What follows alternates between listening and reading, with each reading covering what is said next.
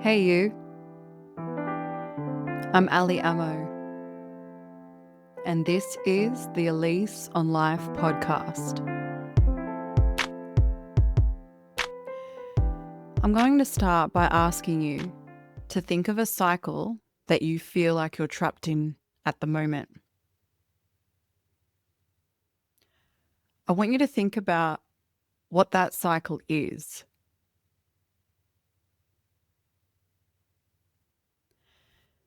Chances are you just re-experienced the physical expression of it.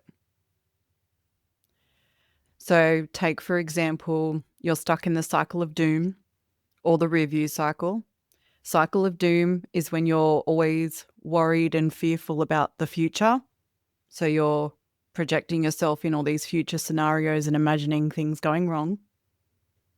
Or maybe it was the review cycle, when you're constantly looking back into the past and going over things that have happened or imagining things that happen going a different way. Whatever it is that you likely thought about when I asked you to think of a cycle that you're trapped in at the moment or you feel like you're trapped in, you usually look at the physical element of the cycle. The reason I wanted to bring this up is because many of the conversations that I've been having with people lately are coming to the same conclusion. If I was to ask you to tell me everything you know about that cycle, how much do you actually know? Remember, there are 3 components to any cycle: mental, emotional, and physical. So think about what the mental component of your cycle is. What kind of thoughts do you have? How detailed can you be if I ask you to tell me your thought train? Can you tell me how many carriages there are on your thought train? How many categories of thoughts you have? If I asked you what all those passengers are saying, do you know the details of those individual thoughts on each carriage? So say, for example, you're stuck in the review cycle and you're always looking back. Maybe there is an experience in your childhood in particular that you're going back to, or so the carriage itself, the category of it may be a particular experience from your childhood, or it could be a relationship from your childhood or someone from the past, and all the thoughts that have to do with that particular person are in that carriage. That's how I'd explain the carriages situation. But even if you don't know all carriages, but there are like 3 main carriages that you think about in the past, do you know what each individual thought is? And I say it like it's a person on that train. Do you know what that person is saying? What does that person sound like? And the reason I ask this is because the more detail you can give me, or yourself in the first place, the more aware you are of that component of your cycle. The thing is, though, that's only one component. There's also the emotional component, and we might be more aware of our thoughts. You might be able to give a brief or vague synopsis of what your thoughts are about, but the actual details of the individual thoughts you have, you're not so aware of, even when it's a cycle that you've been repeating countless times in the past few months or few years. We're not so aware of our emotional state. And when I say that is when you're in your thought train and you're running through the passengers on all of those carriages, you might cycle through a bunch of different emotions, but you don't know what those emotions are. And labeling them is only one part of it. So, for example, I was talking to somebody recently who was experiencing anxiety, and I said, that's great, the word. What does that mean for you, though? Because how someone experiences the emotions with anxiety in their body is very different to somebody else. If I was to ask you what you feel, it's not half as important as me asking you where you feel it. So yeah, if you can say the word Excellent. But that's not what we're looking for here. We can just say, I feel sad. And you get that sort of thing with kids. I'll say, I'm sad. But where do you feel the sadness? Is it in the chest? Is it in the throat? Is it in the stomach? Is it in the whole body? Like it just feels like a heaviness. There's a very different experience people have when it comes to emotion. So, what I'm grappling with at the moment is people being unaware of their cycle in its entirety and knowing a very small amount of only one part of the part, and it's usually the physical expression.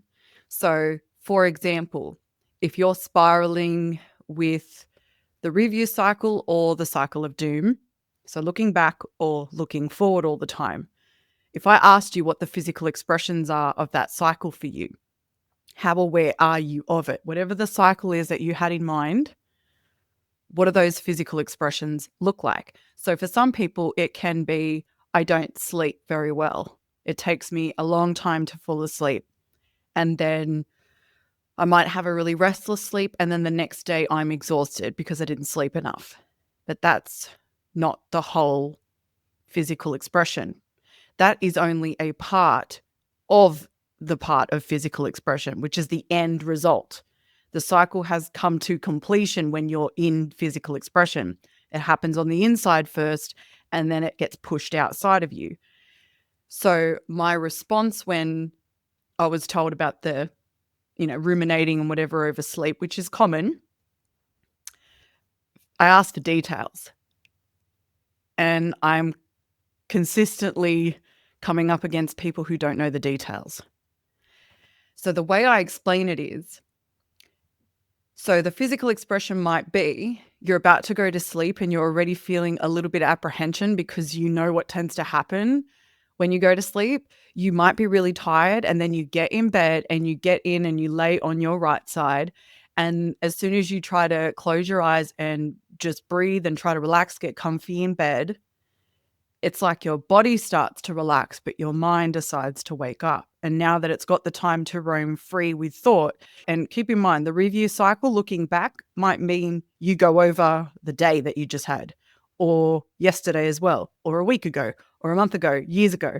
Anything from 5 minutes before onwards is looking back. That's the review cycle.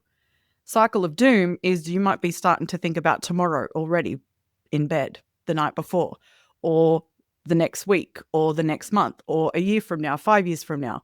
So this is what I mean about the cycle, even knowing how close to the present moment and how far from the present moment you are cycling around predominantly is another level of detail in your cycle that most people don't have awareness of.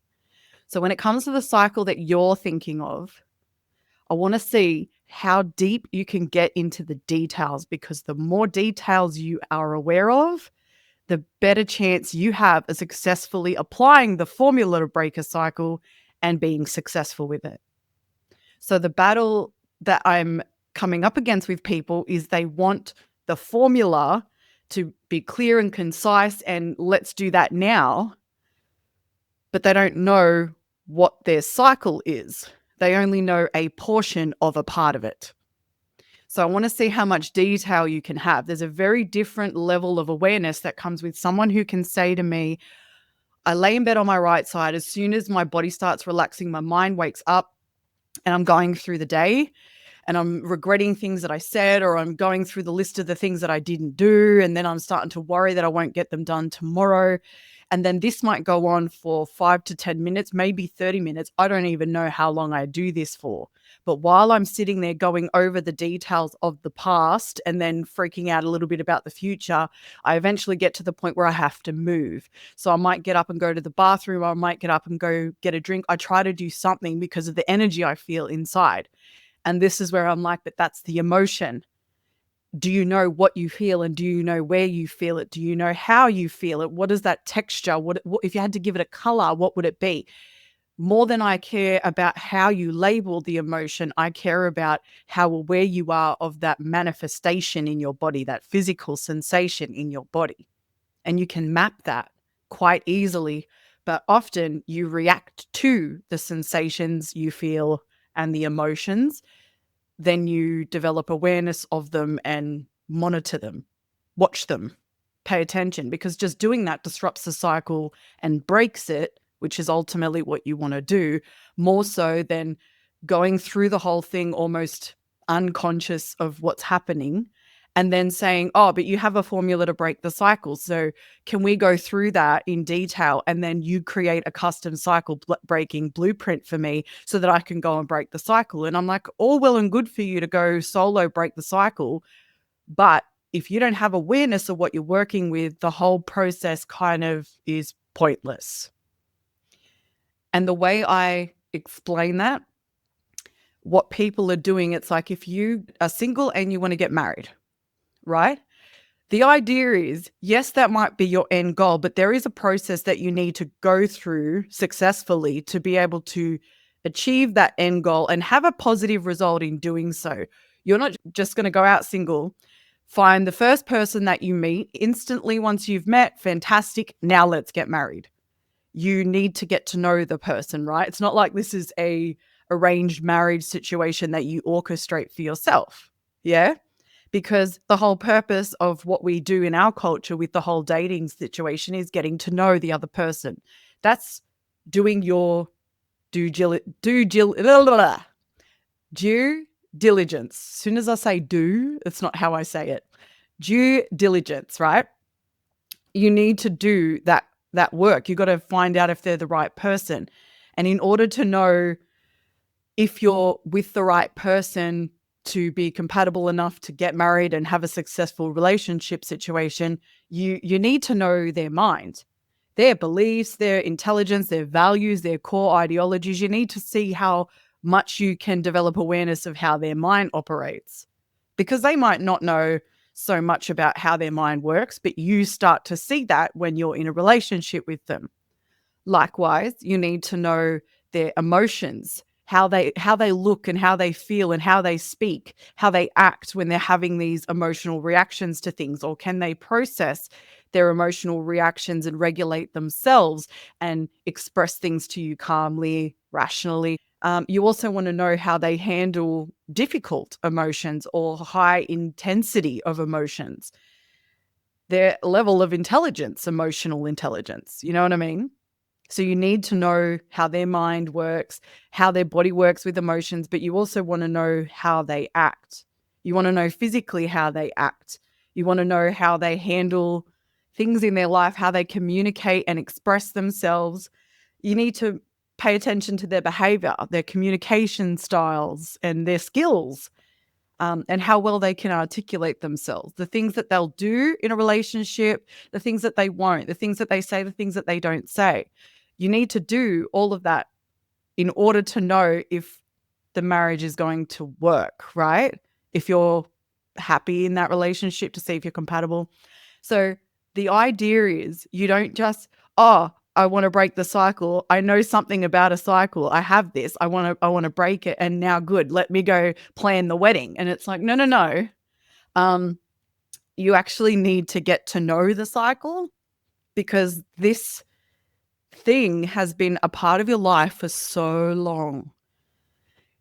And if you don't know all of it and then you go apply the formula, you're never going to have success, because you're not going to know when all of the stages of the cycle, the phases, the emotional, the mental, gets to the point of physical, when you start to notice things. For you to be able to break it, you need to know the whole thing, so that once the cycle goes to repeat again, and it will, guaranteed it will, you are so aware of all of those details, of you've body mapped all of the emotions, you know where they appear, you know what they feel like, you know the intensity of them, you know the texture of them. You're so familiar that as soon as your body has that sensation surface, your mind is like zoomed in on it. Like, hang on a minute, I know this. I know where this come from. What was I just thinking about? Because that's what made this happen. This is where this comes from. Or you're disrupting that part of the cycle where you'll then start to spiral with your negative thought train. And all of a sudden, you're disrupting the cycle more so than you would have if you just tried to apply the cycle breaking formula because you know you have a cycle. It doesn't work that way. And I so get that we live in a time and a place in this world where we want things immediately, like this instant gratification. Problems that you have been living with for years, months, decades, whatever, you want solved at the drop of a hat. You cannot fix your posture in like 2 weeks or 2 sessions with somebody or with just some magical device when you have been actively participating in developing bad posture for years. You know what I mean? You're not going to have a really great, successful relationship with someone that you just met and pushed yourself into a marriage with if you haven't spent the time to get to know each other to know that you work in a relationship. And the way I explain it, wanting to apply the formula for cycle breaking without awareness, complete awareness as much as possible of what your cycle looks like is like noticing there's a wound on your arm and this open cut, you put a Band-Aid on it, completely unaware that the reason the skin surface had been pierced was because a bone broke in your arm, pushed through the surface, then went back down, and you're putting a Band-Aid on a broken arm. And you're thinking, I've put a Band-Aid over the part that's bleeding, the part that I can see. So we're all good now. I'm going to heal. But that's not how it works. You need to know where you broke the bone, how you broke the bone, where it's broken, and you need to do the work to heal it from the inside before you worry so much about the outside. That's how cycle breaking works too. You need to know with more awareness than you do on the outside parts because they're harder to become aware of. You need to know your mental and emotional components in depth because they're the ones that operate in stealth mode. You don't have anybody who can necessarily see what your cycle looks like until it gets physical. And relationships are a great way to assess the physical component of the cycle. If you ask somebody you live with, for example, or someone you're really close with, do you notice that I do this? Like I have this cycle where I keep thinking about the past or I keep thinking about the future. Do you know, like, do you see anything, hear anything from me that would indicate that I'm doing this? And they'll be like, yeah, you're talking about the past all the time. You're always going on about, oh, but what if this happens in the future? And they're like these ridiculous things that were really unlikely to even occur. Oh, fantastic. So you might be thinking that this is an overthinking, overanalyzing problem that you have at night in your bed, but it's actually something you're saying out loud too. Great. Write that down. That is another part of your physical expression of this cycle. But they're not going to know what the thoughts are and what the emotions are in particular because a lot of that stuff is happening inside of you. And it's not like you're going to verbally express every little crazy scenario you come up with, or you might not bring up every time the past surfaces in your mind and body. So it's great to want to apply the solution to a problem, but it is pointless if you only know what the symptom of the problem is. And when something comes out of you physically, that is telling you that there's stuff happening inside. And you need to get to the core, get to the root of that and figure all of that stuff out.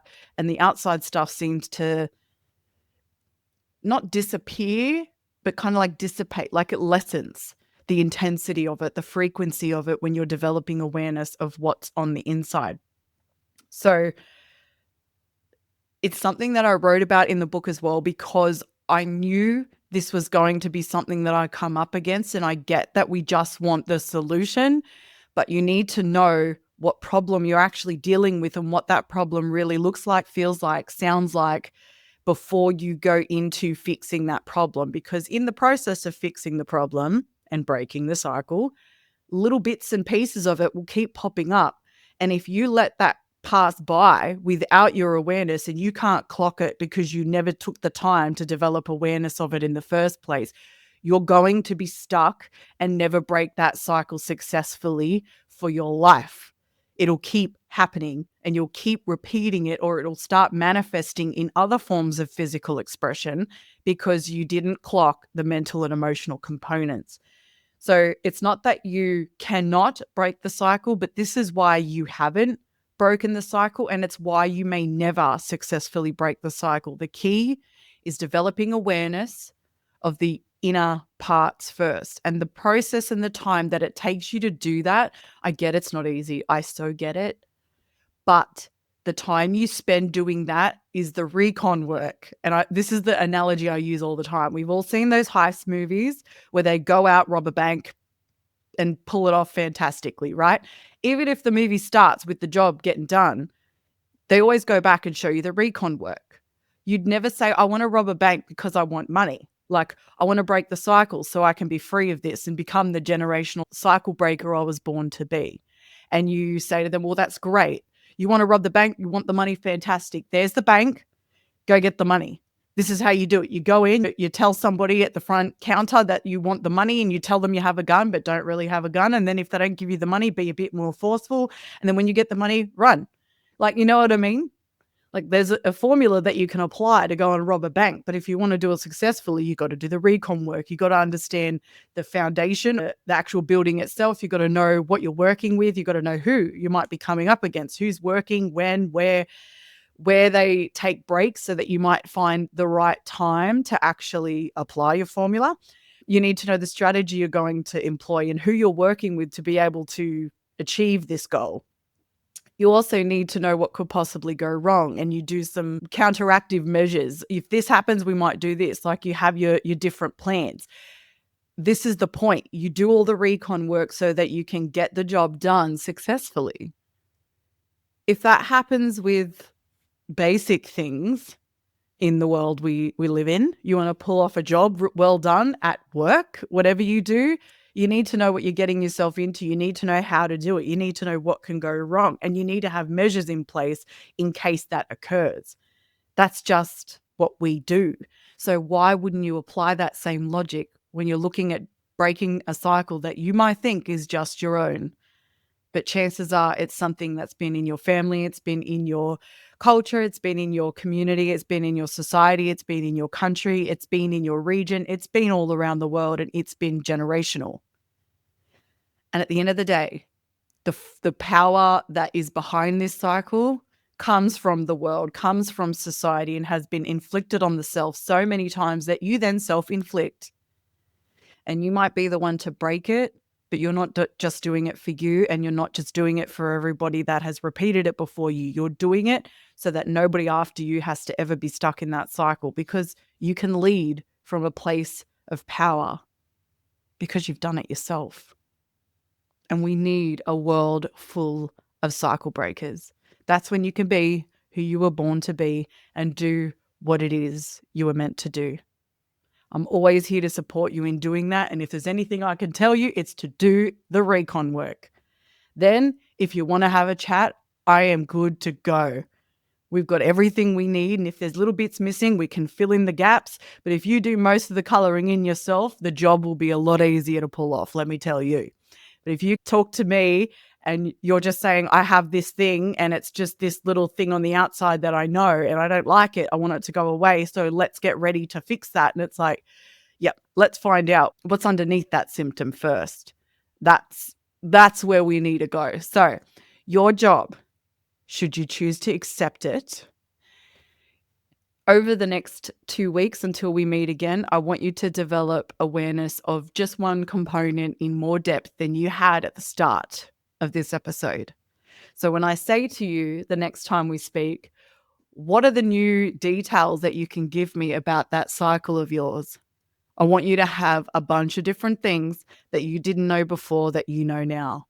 All you got to do is start paying attention to what's happening in your mind, what's happening in your body, because those are generally the things that need to be colored in the most. So, thanks for being here with me for this ep. New ones will come out to you every other Thursday. If you'd like to get your copy of the book Detangling the Web of Life, the complete guide to understanding you and everyone else, that goes through the entire Web of Life philosophy in detail, including the process to being a cycle breaker and the formula to actually get the job done.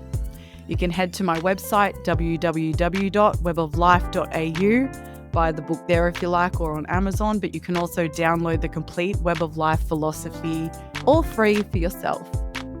You take it easy, beautiful people. You'll hear from me soon.